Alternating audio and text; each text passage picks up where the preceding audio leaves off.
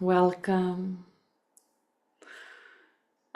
It brings my heart so much joy, so much love to see and feel all of you that are here live, and all of you that will take part of the recording. Equally welcome. I have had this fire in me that I really truly want us to have this conversation. I feel it's so important in the times that we live in. It's so important that we speak about Dharma, that we speak about the path of doing good, really, the path of following universal values. And I'll get into that more. And also speaking about what is wealth. What is wealth, and how can we really, really live a wealthy life? So we're going to dive into all of this. Welcome, welcome, welcome, everyone who's joining. My heart is so full. So happy to see all of you. And I really want you to feel that this conversation, feel it as a transmission. So you can lean back, but not in a way where you check out, but find maybe a comfortable position. You can sit in meditation posture or on a chair, so you're very alert, you're very here. Really draw your presence here. And I invite you to listen with this soft opening of your heart.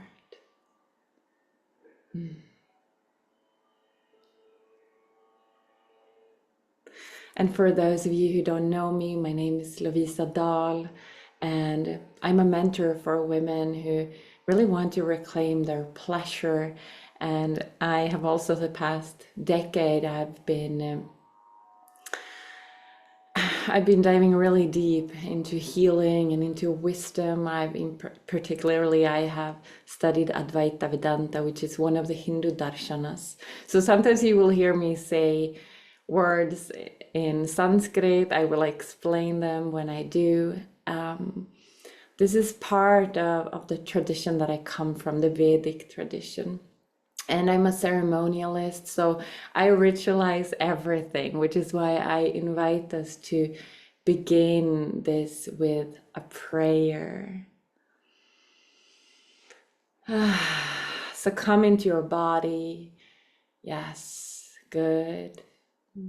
Beautiful. Just settling in. Feel that you're really present. Feel your breath in your body.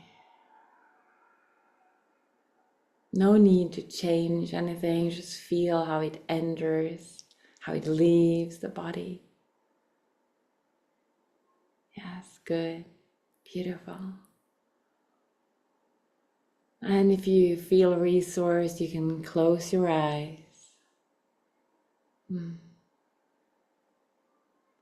Coming a little bit more inwards.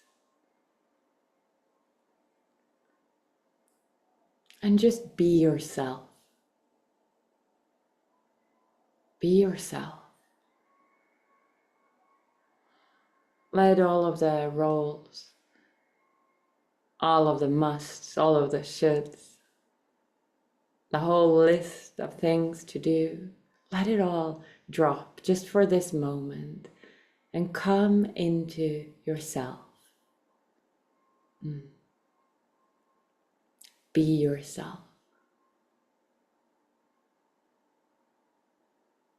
Who is this self? This self is the most beloved. This self is that intimate feeling you have of yourself.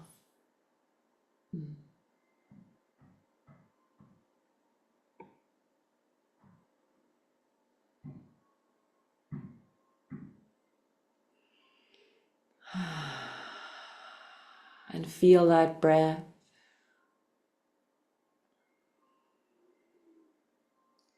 Feel the sensations that are present in your body. And I invite you to bring your palms together slowly in front of your heart, fingertips meeting, very softly.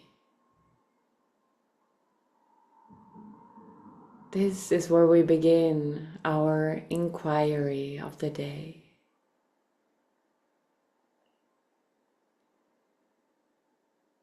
This is where we begin this moment.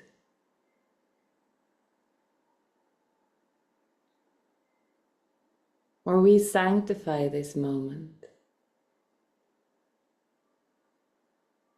And we tell ourselves that it matters. That this time that we have carved out from our maybe busy lives matters. And just sink deeper into your body. And we will chant 3 times to Ganesha. Ganesha is the Lord of obstacles. So Ganesha is the one that puts the obstacles there and also the one that removes the obstacles. And in the Vedic tradition, we always begin with prayers to Ganesha. Ganesha is also known as the god for the children. Maybe you know what he looks like. It's a child with an elephant head. And with his big, long trunk, he just picks up whatever obstacle is there in the way for this conversation to be as clear as possible. Anything that is in the way, any obstacles in your mind that may draw you away from here, any stress, any tension, any blocks. Sometimes also there can be these religious, spiritual blocks that come up. So if they do, just acknowledge them, welcome them.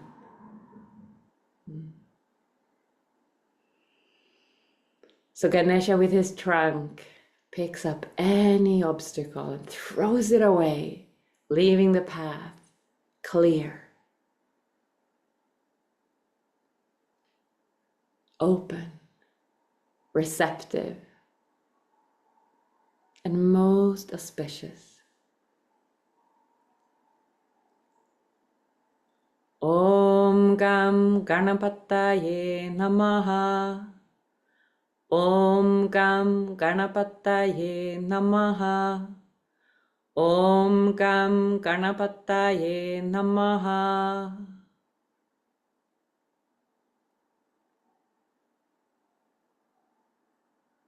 And we'll chant to Saraswati Devi, who is the goddess of art, of knowledge. What knowledge? The knowledge of yourself, who you are in essence. And she is the goddess of art and expression. So may the words flow. May this be an art piece. Like every moment in your life, may it be an art piece. May it matter.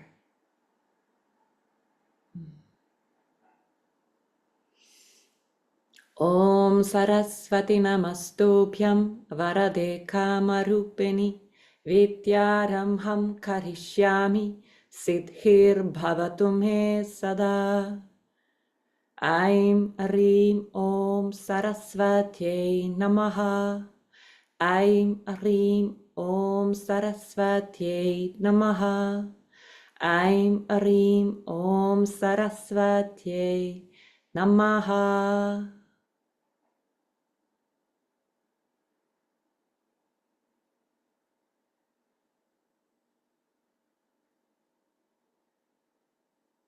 And you can place your hands anywhere on your body.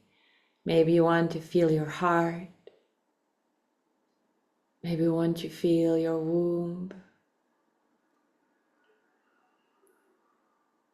And just feel that the presence of your hands touching your body, the warmth of your hands.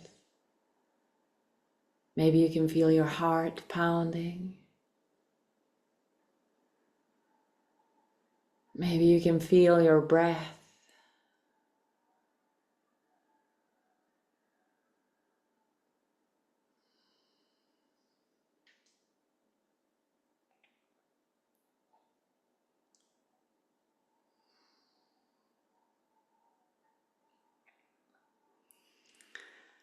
And I am an embodiment mentor, teacher, so I tend to always bring us back home to our bodies. This is where so much of the wisdom is held. And we will also, in this conversation, we'll get into more what can be stored in the body and how we can release that. So how we can actually access our subconscious mind and rewrite the patterns that are not serving us through our body. Not leaving our psyche, our mind, not leaving that away, of course, leaving that out. That is, of course, also part of it. But when we integrate the body, and we really work with the body, and we use the psyche to support that, rather than only being and speaking, we can only get so far in our healing, in our transformation. When we include the body, we really shift on a cellular level. Yeah, and that shifts our frequency too. But let's now begin this conversation. You can open your eyes if you want, you can keep them closed, just do whatever, just do whatever feels good to you. Open that heart, soft heart, receptive heart. Maybe you will hear things that you haven't heard before. Maybe there will be concepts that you're new to. Or maybe you've heard them before. Maybe you're seasoned. I see and feel some of you here. Yeah, you've been with me for a long time. Yes. Yes. So you know some of my vocabulary, some of my ways to teach, to talk. Still open that heart, open it softly. Maybe put a hand on it, maybe move in clockwise circles. Feel your heart opening. Yeah. This is really how we can have all conversations in our lives from a soft, open heart. Can we dare to do that? I know. It's really scary, right? It can be so scary to meet the world, to meet the conversations from an open heart, with an open heart. Yet can we dare to go there? Yes, good.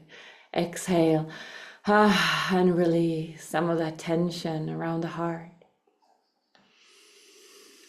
You can sound it out. Good.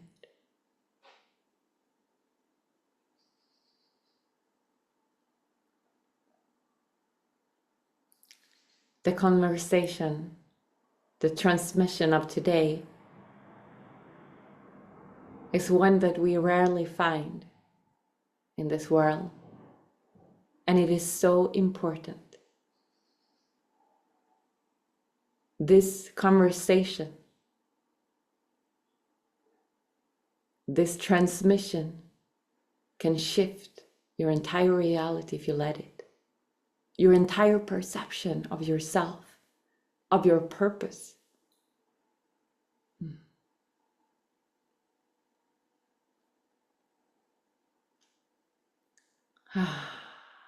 Yes. Okay. Where there is Dharma, there is wealth. Yes. So what is Dharma? Let us begin there. So Dharma is a Sanskrit word. Dharma means that you live according to universal values. And we all know Dharma. We may not know the word, but we know what is Dharma. We know what is right. We know what is wrong. We feel it in our bodies.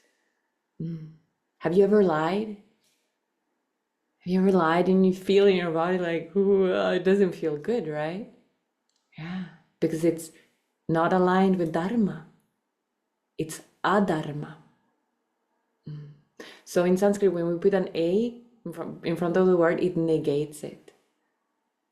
So Dharma is the golden rule, following universal values, a value-based life. We'll get deeper into what is a value.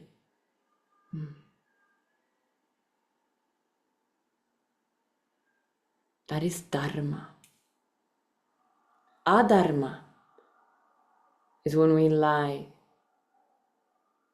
is when we cheat, is when we are not truthful, is when we steal, is when all of these things, we know them. We know it's not right. When we're doing wrong, when we gossip. Yeah. So what's important to understand is that Dharma has subtlety. So most probably, since you are here, since you're drawn into my world, you're a dharmic person. You already live a dharmic life to a great extent, but there will always be more. You can always open more to Dharma.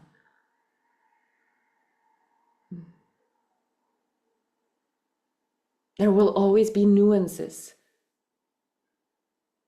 And you will always find new layers where like, oh my God, maybe I'm not anymore lying to the people around me, but I'm lying to myself. And maybe parts of these adharmic patterns, behaviors that we still have, maybe part of them are rooted in subconscious patterns. So we're not even aware of them. And when we become aware of them, well, we have to break free from them, right? So this is how it relates, the subconscious mind and Dharma. They are related. Very much so, actually.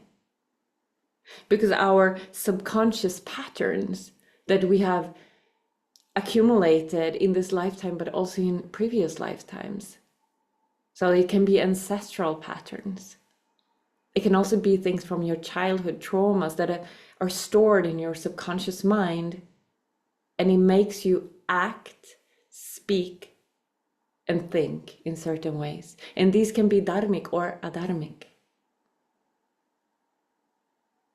And the more we are able to bring up that which is not serving us, that which is not serving Dharma on this planet, so important.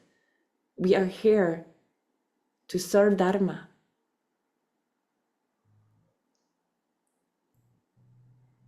So when we bring these up from our subconscious mind, we let it come into the light. We see it, we embrace it. We embrace our shadows so that we can release them, so that we can live even more attuned to Dharma, even more aligned.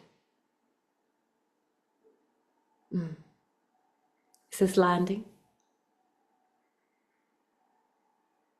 Yes? Good. Yes, good.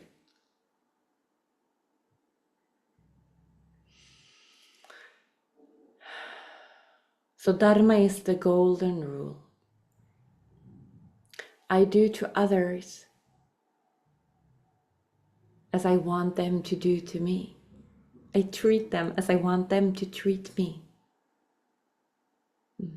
And I do not do to others how I do not want them to do to me.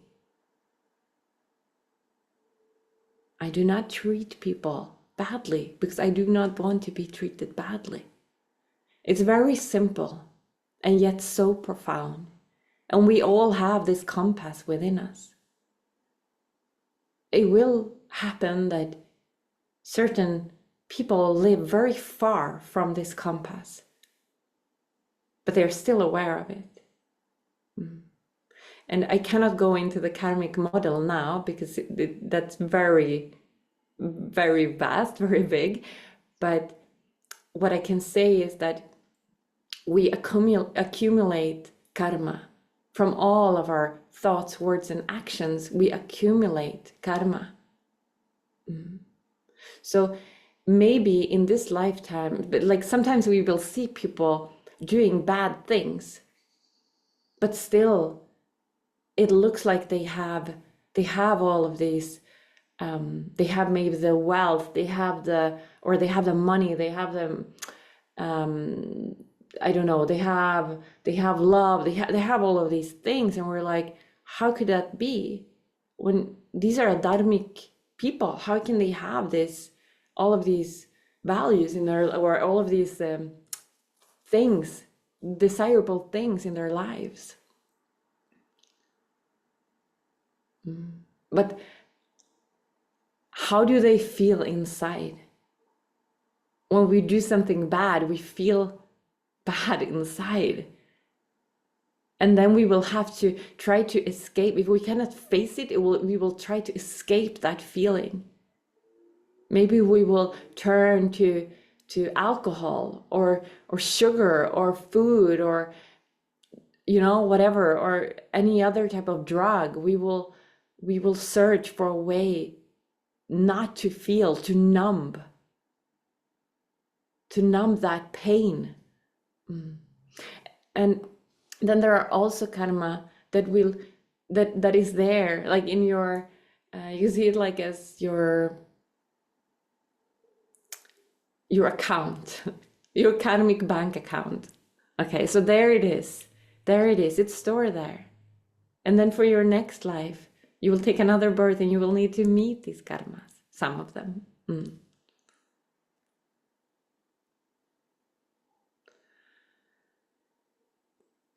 And on the other hand, when we do good, when we serve from our heart, and we serve from our greatest intention for humanity, for our loved ones, for ourselves, we accumulate karma as well. And we will feel it straight away in our bodies, that we feel good. It feels nice. It feels nice to help out. Right? It feels good. It feels good to love. It feels good to care for.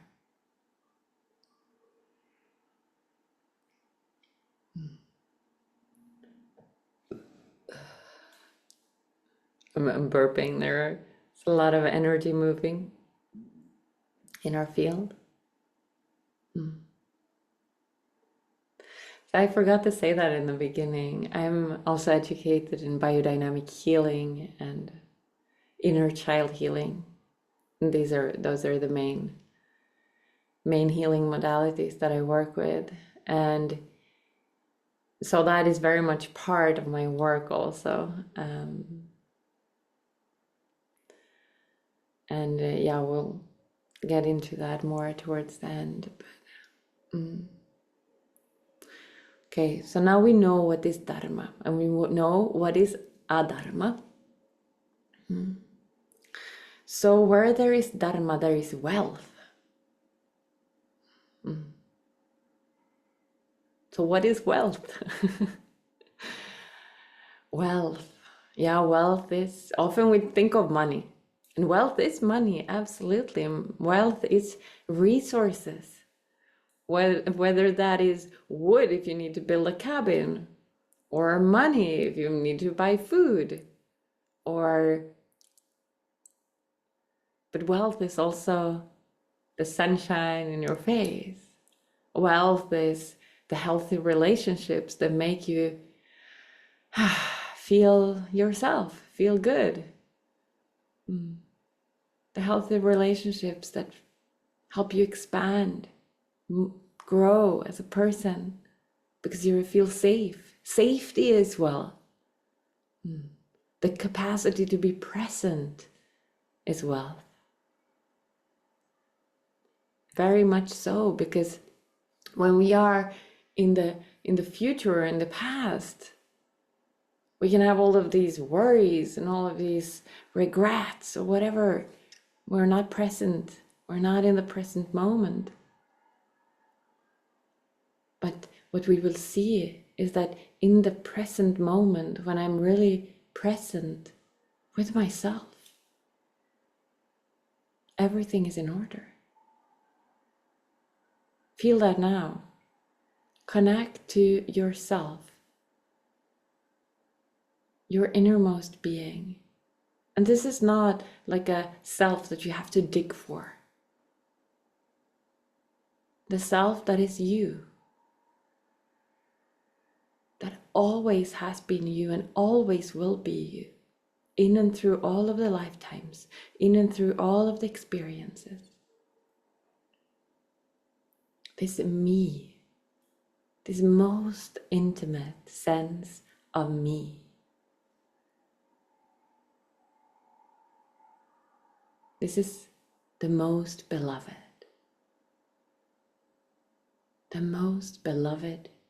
me.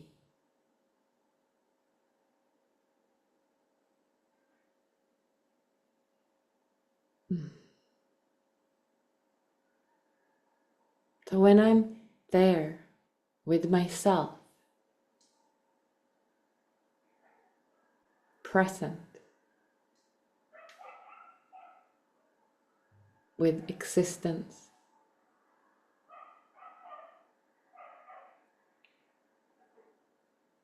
consciousness, that is in no way separated from me. It is very much so me.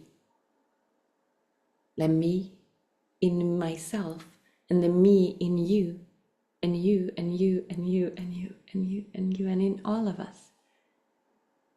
It's the me, it's the same me. It's consciousness.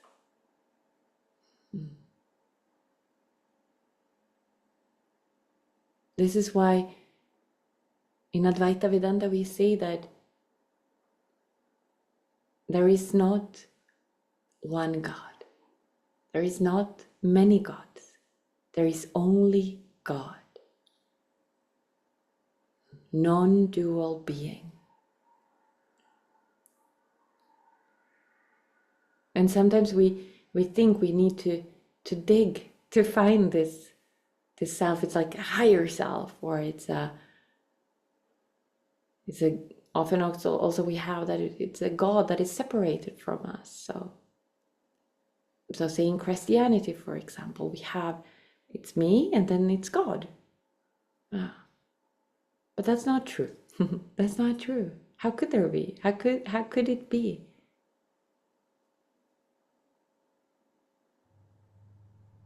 You are God, Goddess, the divine. That is your nature. And it's so much simpler than you think it is. It's the presence that is here right now, always have been, always will be. The sense of me.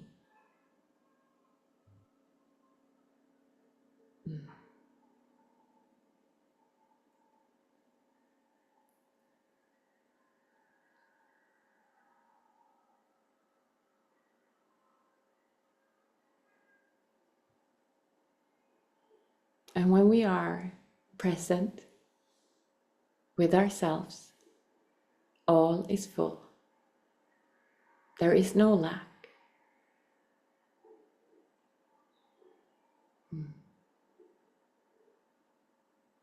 Lack is a wrong conclusion. We conclude that because I want to buy that car, but I don't have the money, there is lack. We conclude that because I want a loving relationship, I want a partnership, I want to get married, or I want to have children, but I don't, so there is lack. This is a wrong conclusion. All that is here is fullness. Your very nature is limitless fullness. So how could there be lack in fullness? How could there be lack in wholeness? It cannot.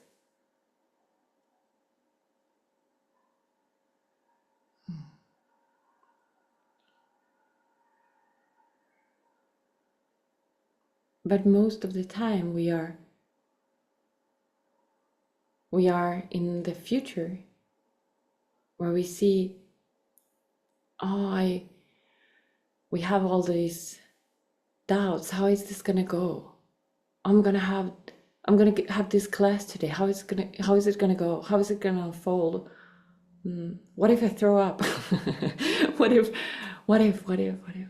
We have all of these doubts, all of these fears. What if the money will not last the whole month? What if? What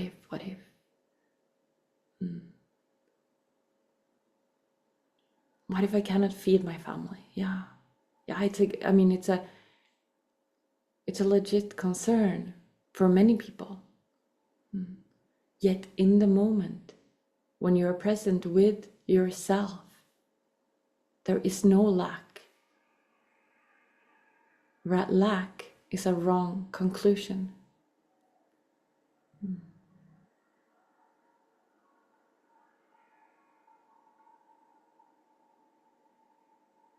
And the same when we regret things. We're in the past. We're going over and over and over. Why did I do that? Why did she say so? Why haven't I accomplished more? Whatever it is, all of these thoughts that we have.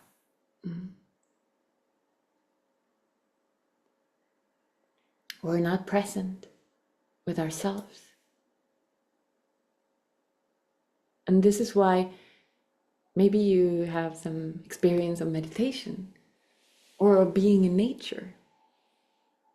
And there is this moment that comes when we sit in meditation or we sit in nature and we just feel so whole. We just feel so full.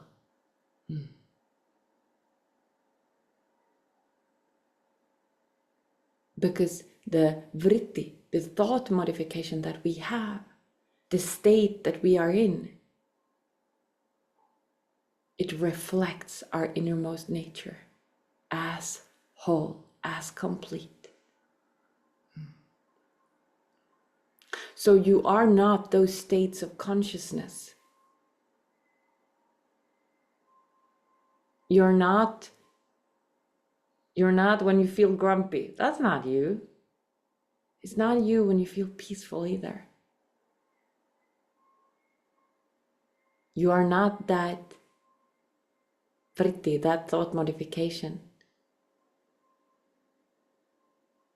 Because it will change.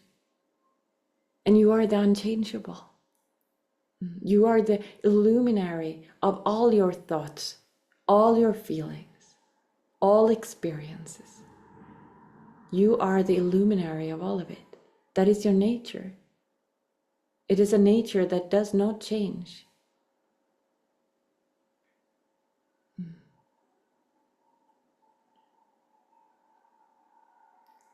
So we are whole. We are complete.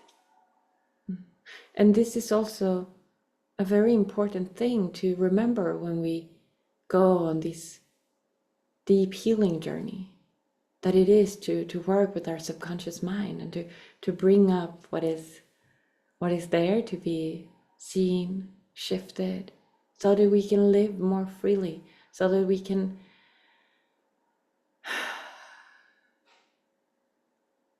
share more open-heartedly.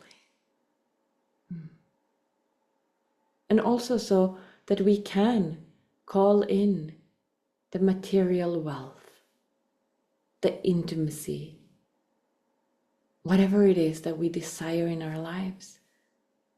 Desire is most auspicious if it is aligned with Dharma. When we can also have desires that go against Dharma.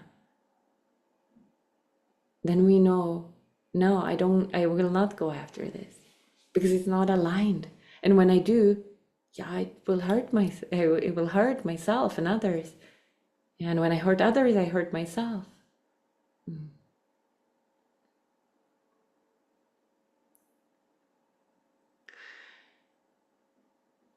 Dharma is what we choose. It's our thoughts, our words, and our actions. And it's also that that all of those are aligned. So a lot of the time we will, for example, we think one thing, we say another, and we act completely differently. Now that's not Dharma. We're not aligned. Okay. So for example, I judge my friend. I say, so my thought is maybe something like, how can she wear something like that? So that's a judgment, right? And I say, that looks so good on you. So I lie. That's not what I think. On the other hand, I do not have to say exactly what I think because I don't want to hurt her. And then I go behind her back and I whisper to someone else, did you see what she's wearing? Did you see that? How can she wear that?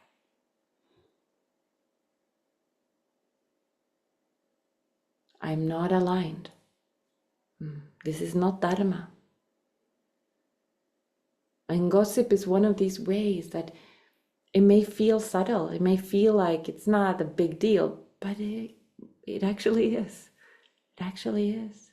And then we can take responsibility.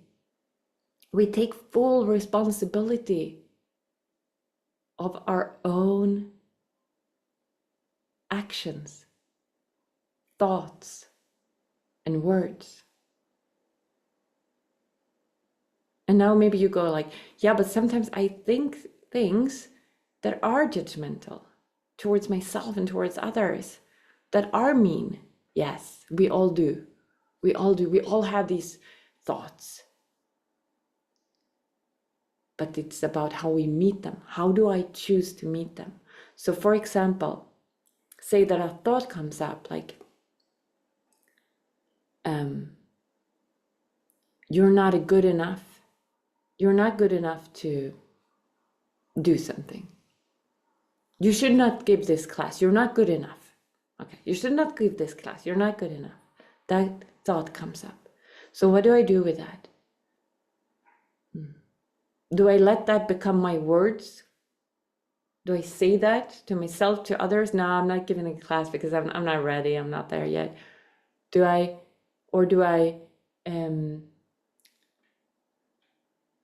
act on those words? Drawing back, hiding, not giving the class? No. If giving the class is aligned, is with Dharma, then I tell these thoughts, I hold these thoughts. Okay, there is some part of me that feels that I'm not good enough. Okay, I'm going to hold that in my heart. And I welcome that. I welcome that part of me. I see you, I feel you.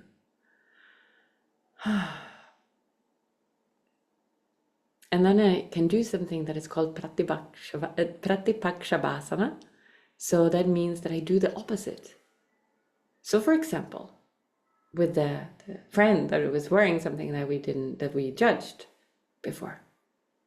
So when I hear that judgment in myself, in a thought, instead I go, okay, so now I have judgmental thoughts against her.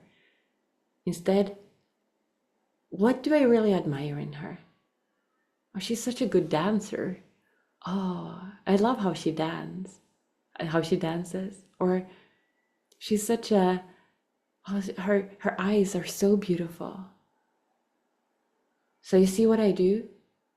Instead of going with the judgmental thought, the mean thought, or whatever it is, I go against it.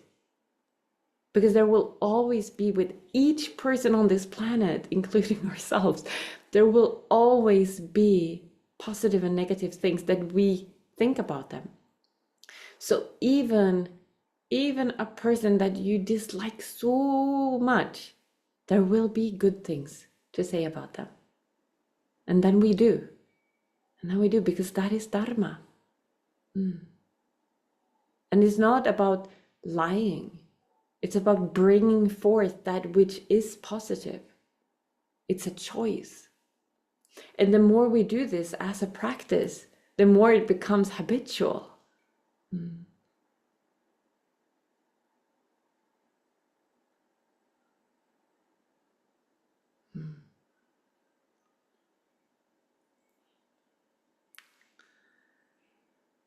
Where there is Dharma, there is wealth.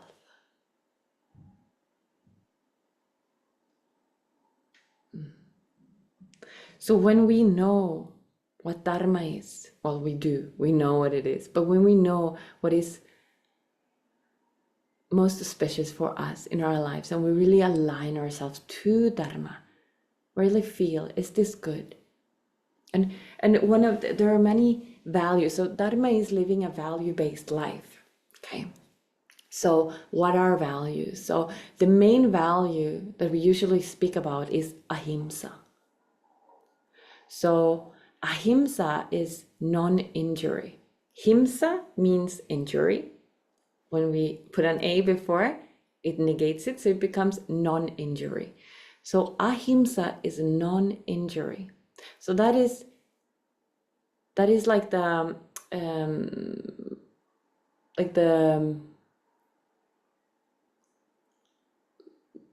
value, that the biggest value, right? We do not do something that hurts someone else or ourselves. And these also, of course, go together. When we hurt someone else, we hurt ourselves. We cannot hurt another being and not hurt ourselves.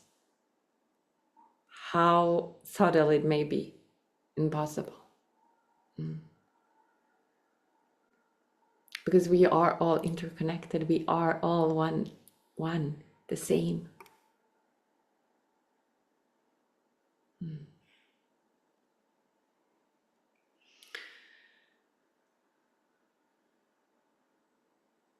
And how can we have in our lives, how can we have the resources that we need to flow in, the love that we desire to flow in, the intimacy, the sex, whatever it is we desire? How can we have all of that flow effortlessly into our lives? Well, it may not be effortlessly, because we're still in this world, this mithya, this reality, right? So there will always be challenges, right? To get to something, we'll have to walk, right? We'll have to take some steps. So there will be some kind of effort on our part, usually. Sometimes things also fall down in our lap, but usually we have to take action. So taking aligned action is so important. Also, those of you that are business owners, you know that it's so important, right? We can't just like, I have an idea. Come sign up. Like we have to also take aligned action. We have to say, hey, I'm having this class. I'm whatever. I'm doing this event. I have this program coming up. Whatever it is, we have to take aligned action and speak about it. Do the Instagram posts, send the emails. Yeah, whatever it is.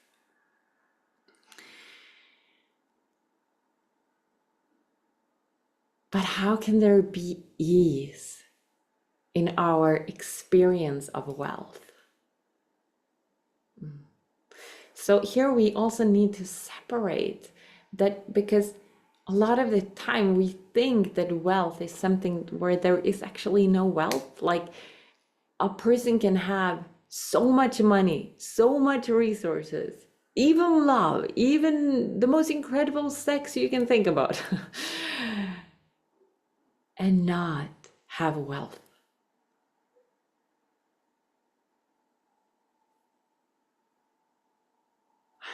Actually, when I say that, I don't know if it's possible, actually. Yeah, I think there is a limitation, because the thing is that how can you have that deep, really truthful intimacy with another person when you are not living according to Dharma? You just can't. It's just a little bit impossible. But to some extent you can.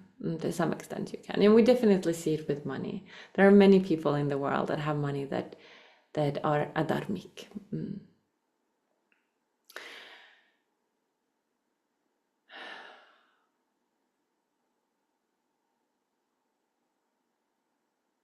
So how can we call in this wealth?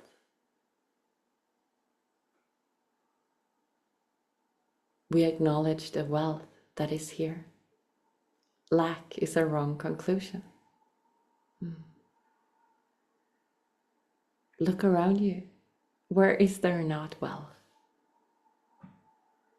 Where is there not abundance? It's all around us.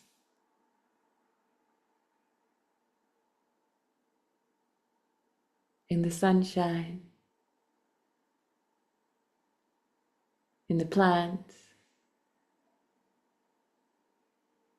We just go back to what we were speaking about before, when you're in meditation or you're out in nature and your mind is just absorbed in itself. You just rest in your own being. That's why you feel so whole, so good. This is the true wealth. This is the wealth that no one can take away from you.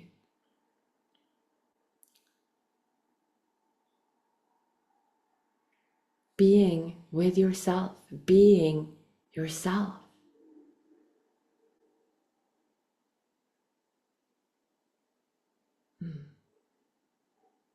Instead of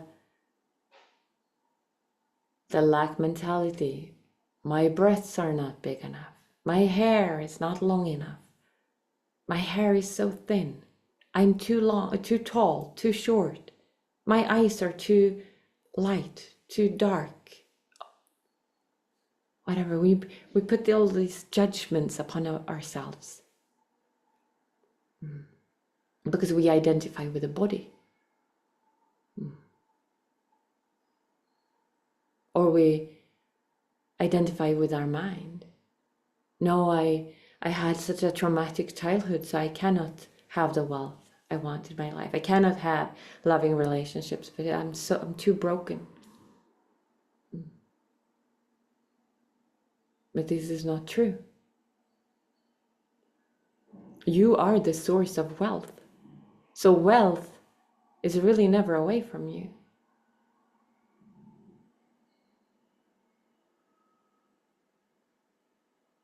Is this landing? Yes. Yeah. Okay. You are the source of wealth.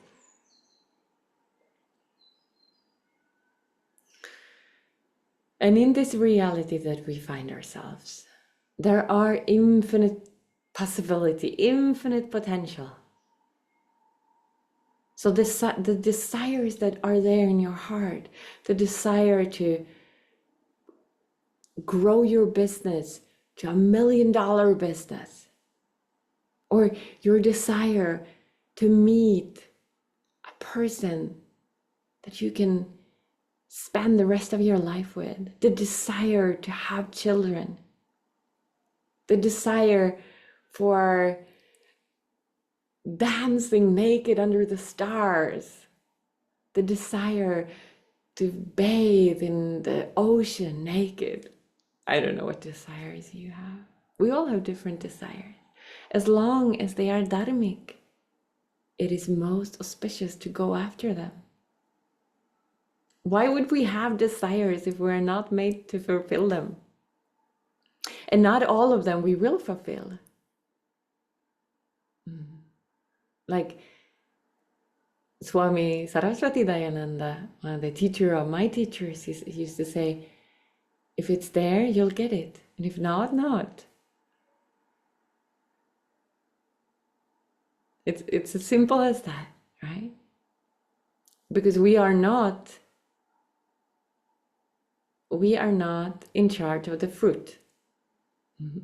We plant the seed, we water the little plant, we cultivate it, we let it grow, we give it love, we speak to it, sunshine, water, we protect it from the wind, we make sure it has enough wind to become really strong, right? And it grows and it grows and it grows into this beautiful, beautiful tree.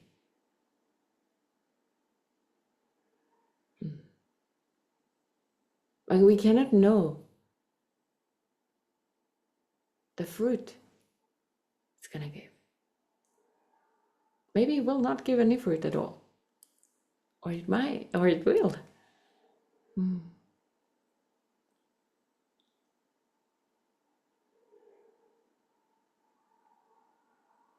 But what we have, what we can do is take aligned action. We choose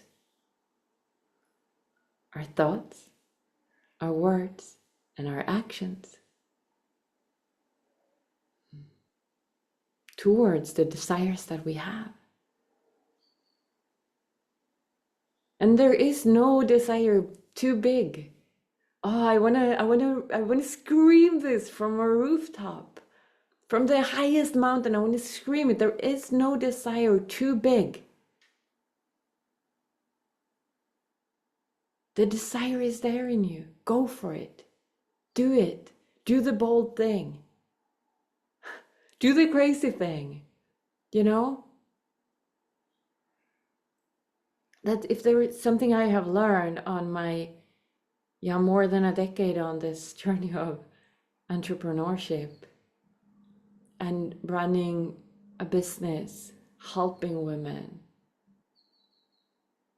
and really what I'm so passionate about is really helping women to empower themselves, to empower themselves to do the big, bold moves, to go for it, to trust themselves, to follow their intuition. And sometimes we need help to break through some layers that are there in the way. I know that is true for many of my clients and for myself included. There have been layers of shame, of guilt, of fear to break through. For each new level, there are new layers to break through. And part of you will go like, oh, this sucks. I just want it to flow effortlessly and be easy. Yeah, but yeah. Was it easy to build the pyramids? I don't think so.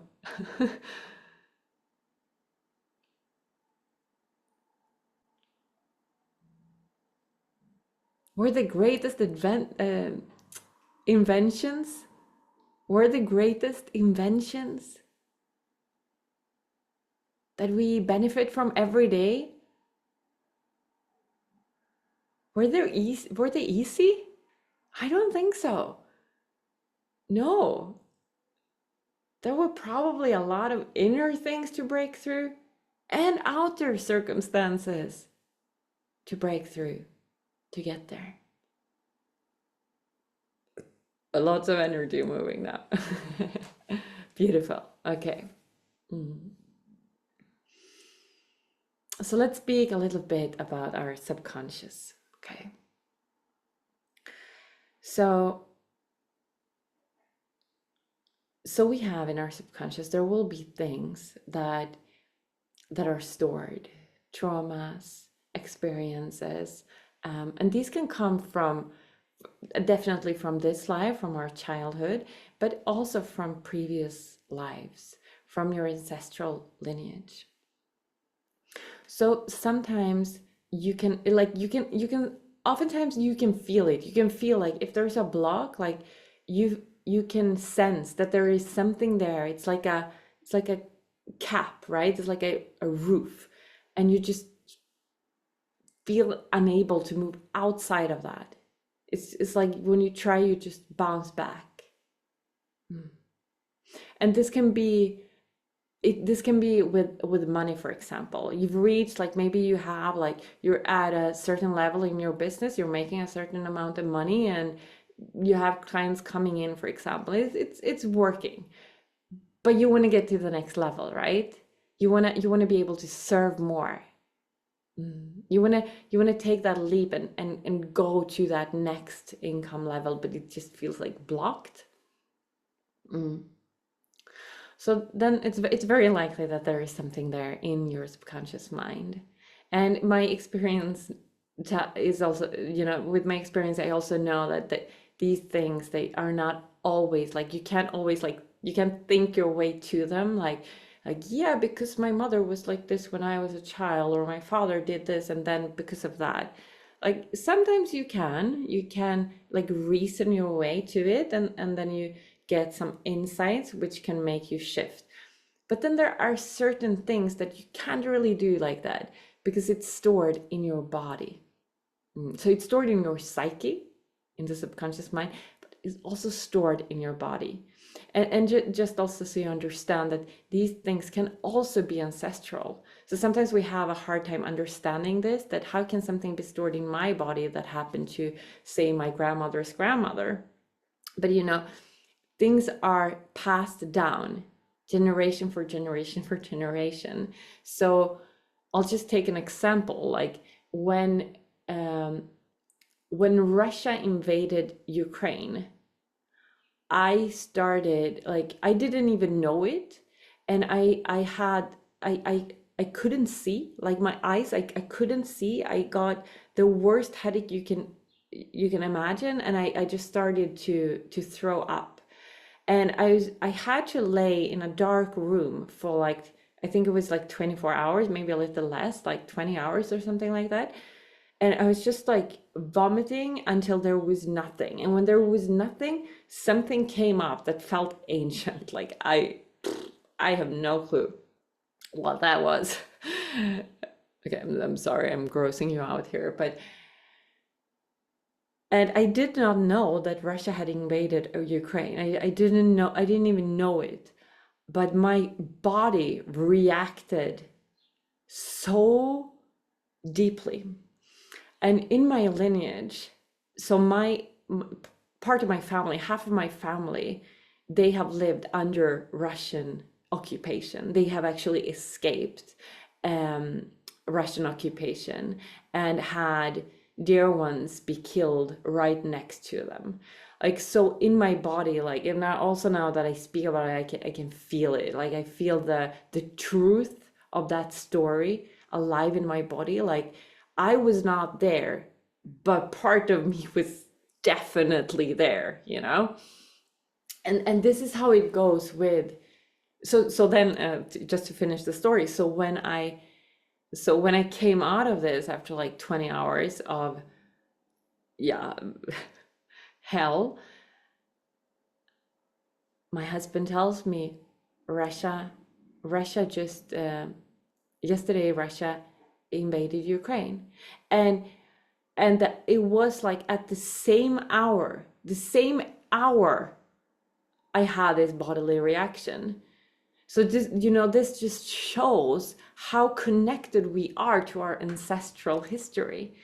And there will be things that are there that we kind of feel it. We can know that it's there, like the block is there, but it feels like we cannot touch it. And then what we can do is that we go in, this is the work that I do with my clients. We go in and we find where it is in the body, like where does it sit?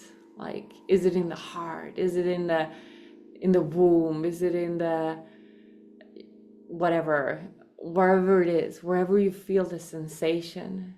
And then we breathe into that sensation, we expand and we let it take up space, because this is the thing, like everything that is stuck in our body and in our psyche, it's there because it was not witnessed, it was not seen, it was not held in love. This is all we need. This is really all we need. And that's why also when I do the healing work I do, it's like I call it non-manipulative, because it's not, I don't go in and shift and change things. Because if I go in and I shift and change things, these will just rearrange themselves to look in another way, but they will not be gone. That's why a lot of the time we do some healing modalities, we will feel good for a while, but then the symptoms come back. But when we are there and we're just holding space for the innate healing capacity, and we let the symbolic images arise. We let the symbolic language really speak from our psyche coming up. Like, so sometimes that will be like the like symbolic, like a I don't know, like an iron spear that goes straight through the heart. Like, obviously I don't think that me and my mother lineage had an iron spear through my heart or her heart, or I don't think that happened, but it's a symbolic language. It's a symbolic language of that pain, right? That excruciating pain. So this is an image from a session that I had. So we let this symbolic language also come up, and we breathe into our bodies, and we expand, and we let whatever is there, whatever shame is a big one. Shame, guilt, fear, whatever is there, we let it take up space, be witnessed. And then we use our breath, our sound, sometimes movement, to release it. Yeah, we're already now, like, we're releasing a lot. Yeah, maybe you feel it too. You feel it? Yeah. Yeah. So we go in and we release these deep patterns. So we get to the core of it through the symbolic language, through the body. We cannot leave the body out because it's there. It's stored in the body.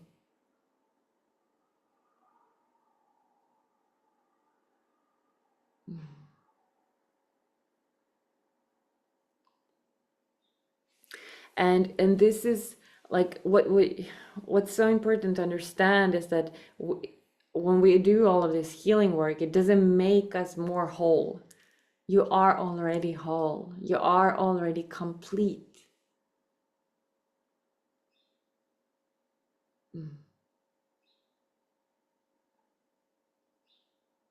from the standpoint of consciousness, you are wholeness, you are limitlessness. But then from the standpoint of this body-mind complex, you find yourself in this reality and you have these blocks. You feel like I cannot get to the next level in my business, or I cannot call in the partner that I want.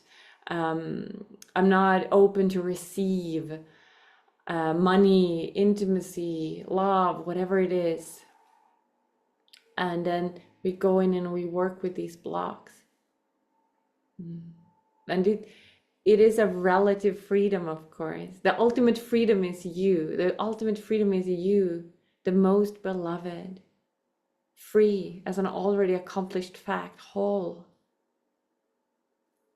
No need to fix anything. Everything is in order. Yeah, but from the standpoint of this body-mind complex, you're standing here with your feet on this ground, right? Or now maybe you're sitting. So you're sitting here. Yeah, feeling the earth underneath you. Here you are, here you find yourself. You have these desires, you want to go there. And here am I, and I'm telling you, go for it. Take the bold action, follow your dreams, do the big thing, throw yourself out there. Yes, it will be scary as hell. Yes, you will have to break through shame and fear and guilt and all of that. Do it anyway. Do it anyway.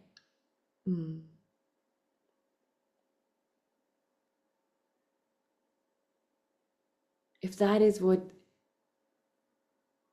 is aligned for you. Most people make themselves so small. I don't want that for you.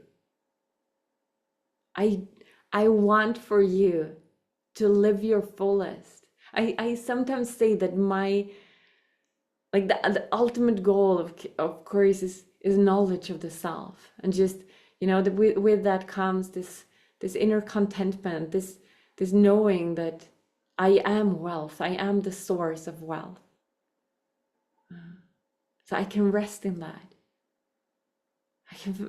There is this limitless peace in that when I realize myself as full and complete.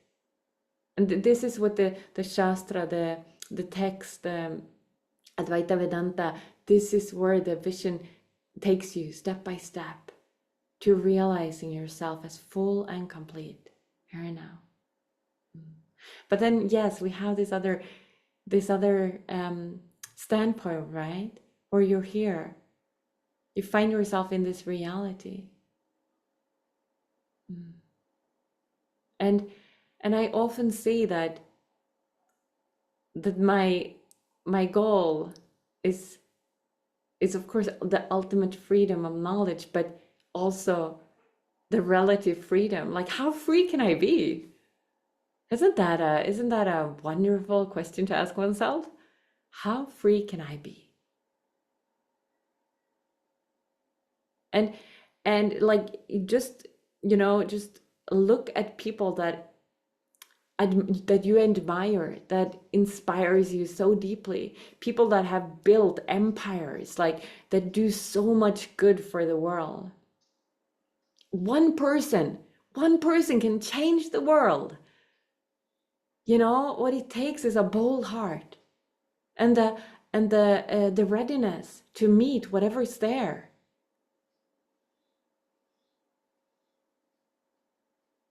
And to lead with Dharma.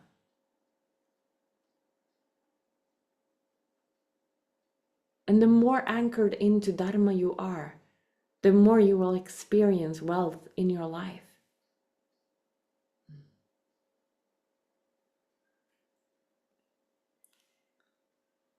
And I have a beautiful program coming up. It's called The Most Beloved. I'm so like I'm so excited, and I feel it so much in my heart, like this like a subtle party for the soul. It's going to be so beautiful. We're going to be together for 3 weeks, where each week we will have a class, and we will use So we use pleasure ritual together with wisdom, because where pleasure and wisdom come together, wealth flows and money flows. Pleasure, the sexuality and money is very intimately connected. So we're going to, and it's, I mean, yes, there will be money flowing and money moving, right? Like that will be an effect of this program, but it's not really it's not the core. The core is you coming home to yourself. The core is you coming home to yourself as the most beloved. And really, these values that I've been speaking about, like creating this really value-based life. So you will understand what values you value, and you're going to make those valuable to you inside of these 3 weeks together. And when we close in on our dharmic path, eventually we will also find our swadharma, which is our own path that is aligned with dharma, and it's my purpose, right?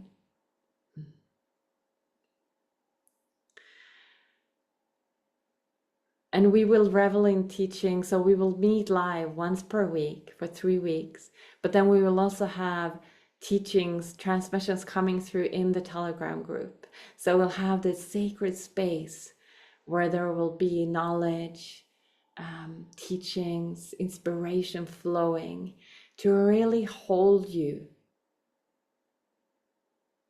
to really nourish you, so that you can come home to yourself as the most beloved, where pleasure and wisdom meet, wealth flows. So I invite you into this program. Let me drop the link here in the chat.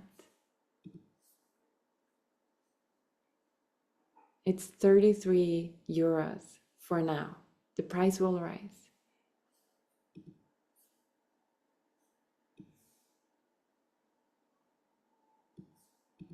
Oh, yes, here it is. Sorry.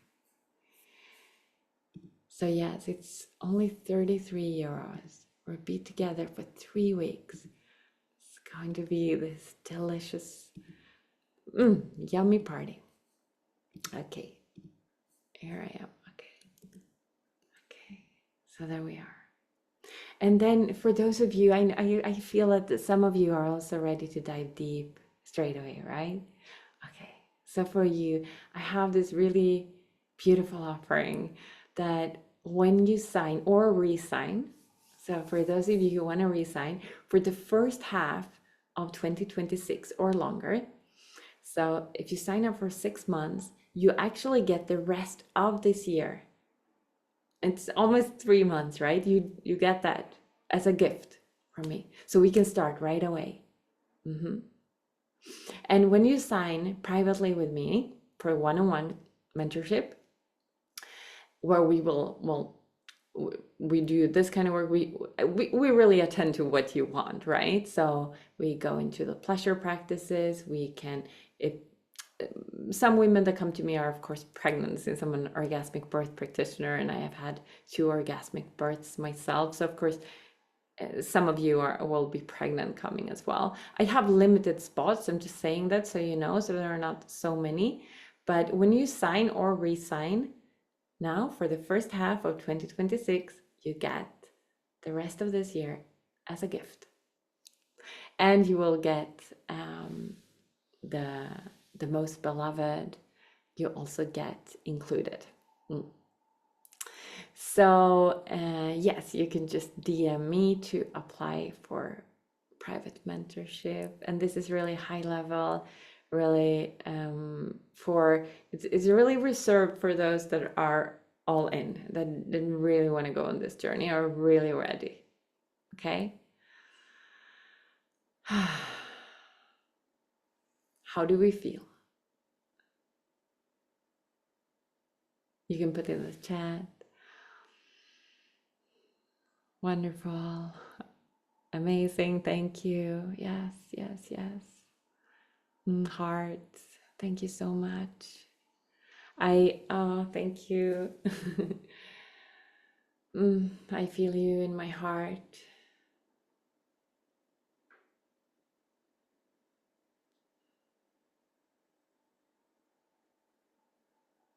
All of you, those who are joining live, and those of you who will watch the recording, I feel you in my heart, and I'm so grateful for this conversation, for this time together. And my deepest prayer is for you to really go out there and shine, and really, go for it. And I will see you inside of the most beloved. I cannot wait. Om.